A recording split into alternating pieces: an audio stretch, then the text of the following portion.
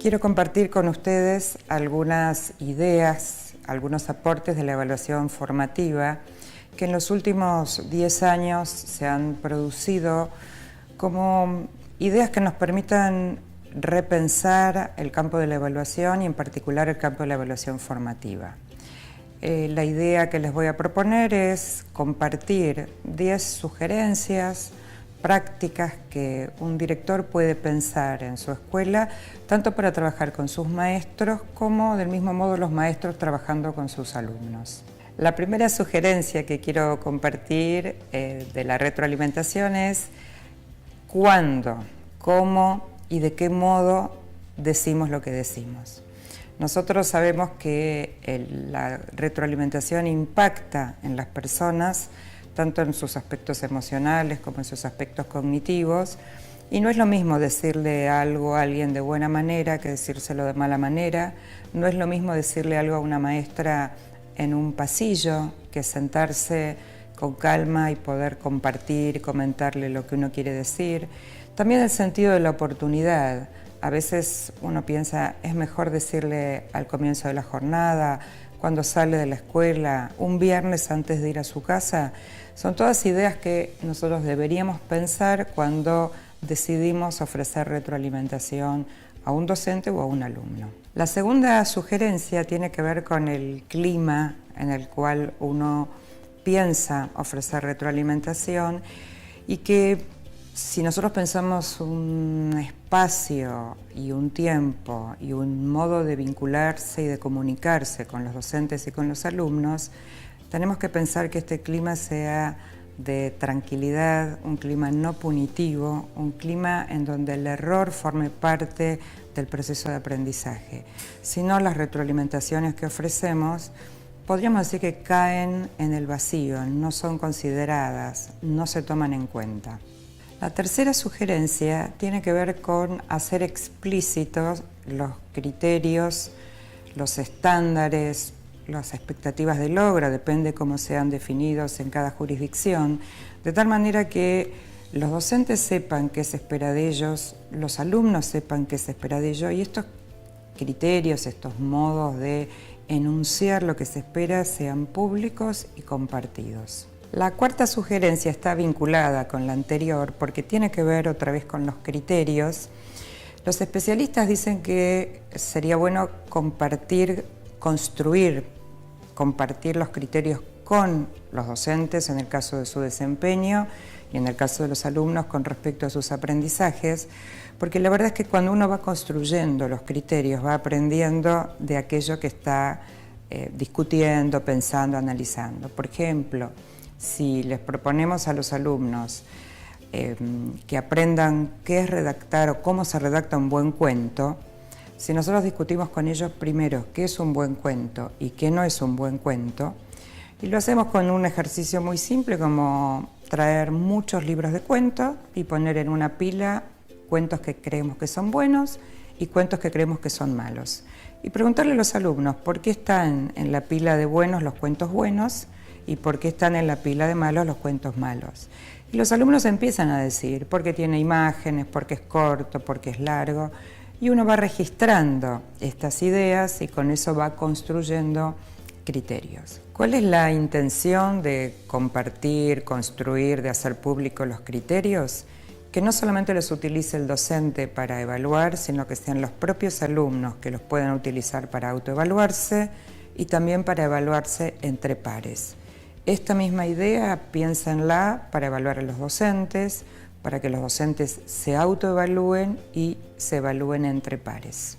La quinta sugerencia tiene que ver con qué oportunidades ofrecemos nosotros desde la conducción para que los mismos docentes y los mismos alumnos identifiquen sus problemas, sus fortalezas, sus debilidades, en lugar de señalarlos siempre desde afuera.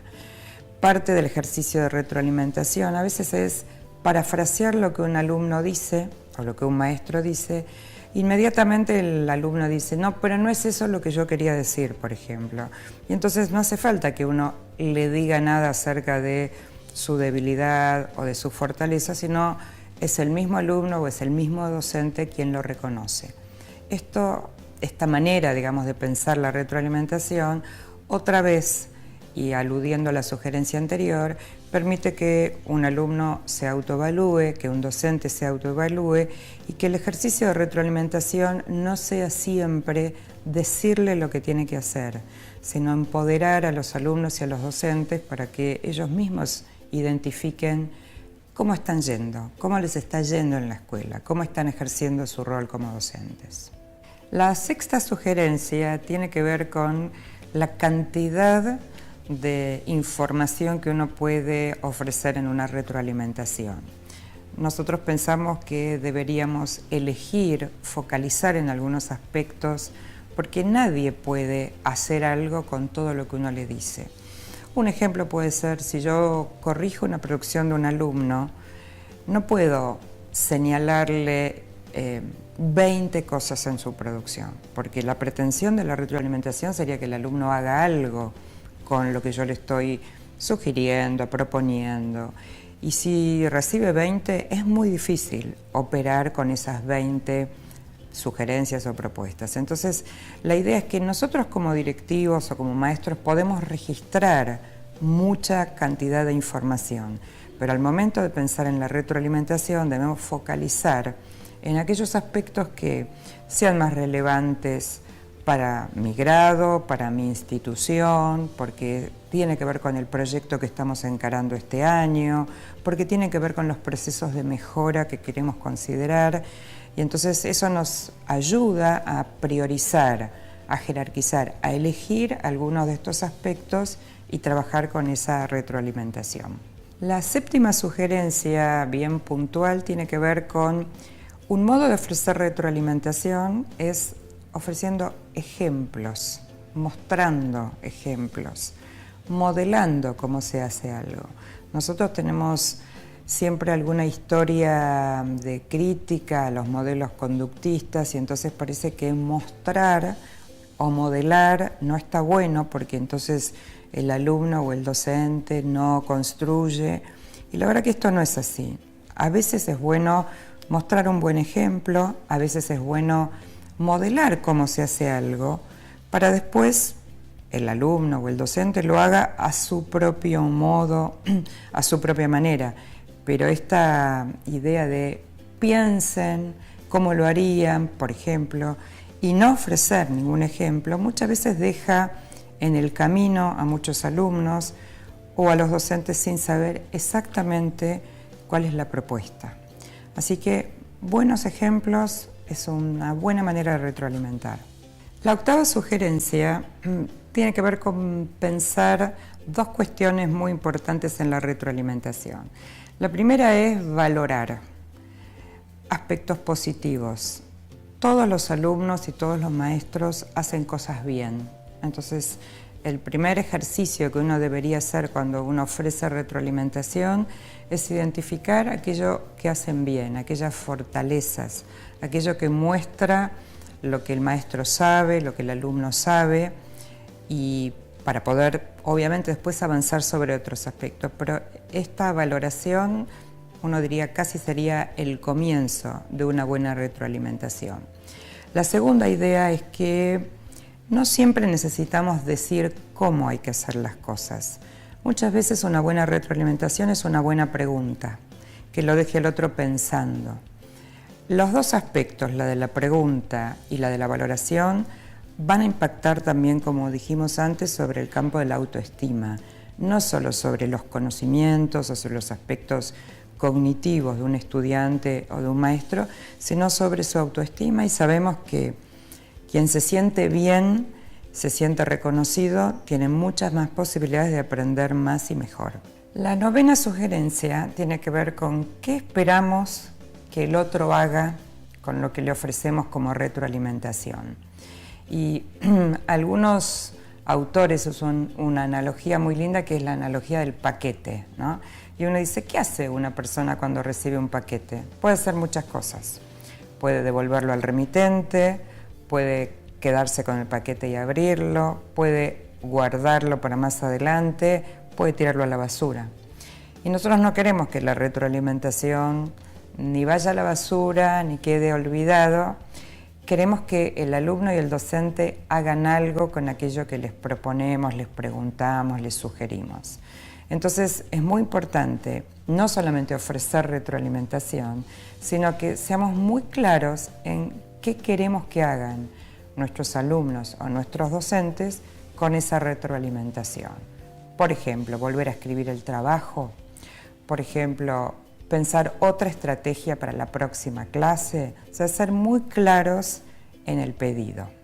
La última sugerencia es una bien específica y es un ejemplo de lo que en el campo de la retroalimentación llamamos protocolos, que son una especie de redes de conversaciones organizadas que tienen una estructura, que lo que permiten es en muy poquito tiempo ofrecer retroalimentación.